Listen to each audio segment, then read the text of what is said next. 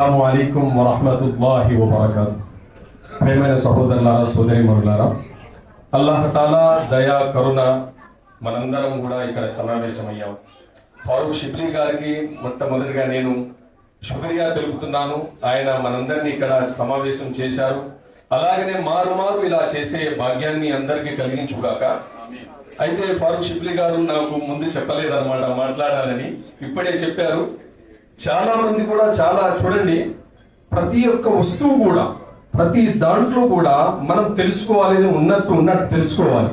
అసలు చరిత్ర ఏంది, భారతదేశంలో మన యొక్క పట్టుదల ఏంది, మనం ఏం త్యాగం చేశాము, ఎలా నడిచాము.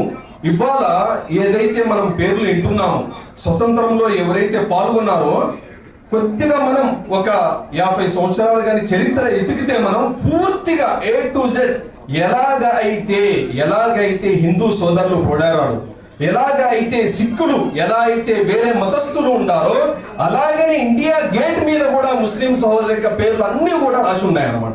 ఇదంతా కూడా అందరికి తెలుసు. ఇది మనం ప్రతి చోట చెప్పాలన్నమాట, పిల్లలకి చెప్పాలి. మనం కానీ ఢిల్లీలో చూస్తే లాల్ కిలా అని, అలాగనే తాజ్ మహల్ అని, ప్రతి చోట కూడా ప్రతి ఒక్క వస్తువు, ప్రతి ఒక్క చరిత్ర ఇది చూపిస్తుంది. ప్రతి ఒక్క దాంట్లో కూడా ముస్లిం దేశం కోసమే కాదు, ప్రతి దాంట్లో కూడా ముందున్నాడని మనందరికీ తెలుస్తుంది అనమాట.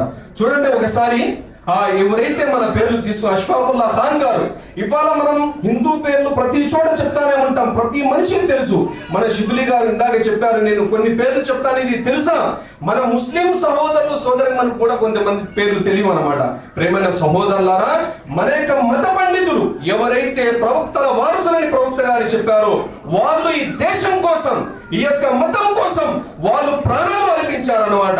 దీని గురించి తెలుసుకోవాలి, చరిత్ర చదవాలి, మనకి అప్పుడు అర్థమైంది మన యొక్క త్యాగం ఈ యొక్క దేశంలో ఏందని. ప్రేమైన సహోదరులారా, మనం ఈ దేశం ఎంచుకున్నామన్నమాట.